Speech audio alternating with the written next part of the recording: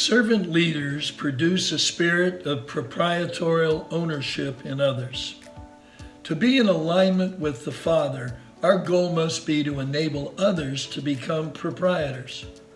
This is the heart of the difference between someone who builds a business on Christian principles and someone who does not. The latter provides employment for the purpose of making himself rich. The former is satisfied only if he can produce new proprietors who become partners in the business and prosper in it themselves.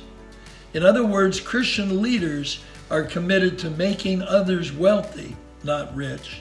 Multiplying proprietors is the focus, while profit is the byproduct. This is the pattern God sets for us. Most Christians are familiar with Christ saying that whoever wants to be great in the kingdom must learn to be the servant of all.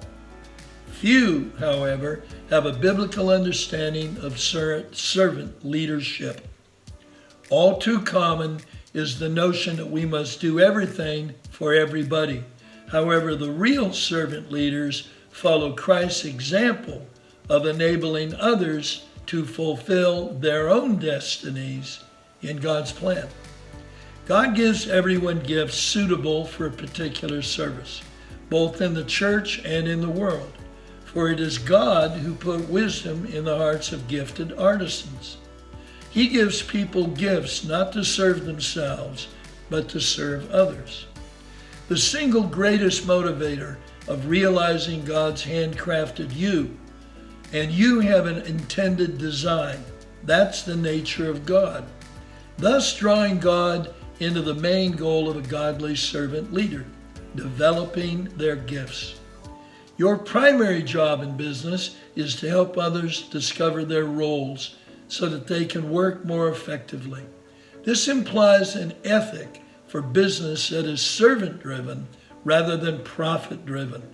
When everyone in an organization is doing what they are designed to do, they will not only be happy and fulfilled, but very productive.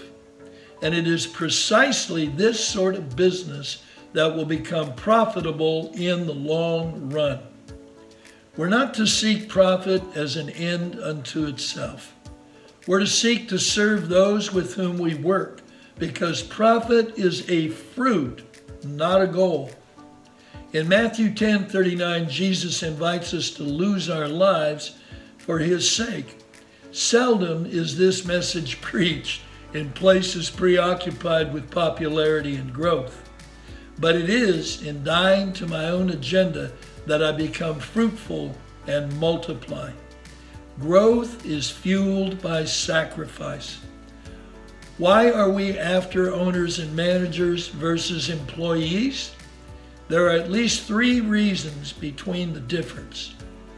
Employees tend to focus on their rights, whereas leaders focus on their responsibilities. Leaders have a piece of the action in some proportional way. You don't make profit on employees. At best, they help you break even. Profits generated by people with a proprietorial spirit. People in nations whose economic values are centered on rights rather than a sense of responsibility are destined for mediocrity and stagnation. The pain of growth is in the inner death of the leaders, their point of fellowship with Christ. Life and growth require a degree of death and sacrifice, something voluntarily shouldered by servant-hearted leaders. This is a master law of economic increase, and it is every bit as real and operable as the law of supply and demand, say I as an economist. Those who serve most effectively will lead. In any business or trade in the long run, the servants will always succeed. The Almighty's business will succeed. It won't be because God is simply more powerful than Satan, but because God is a servant and Satan is an exploiter. Even at the top, servants always win.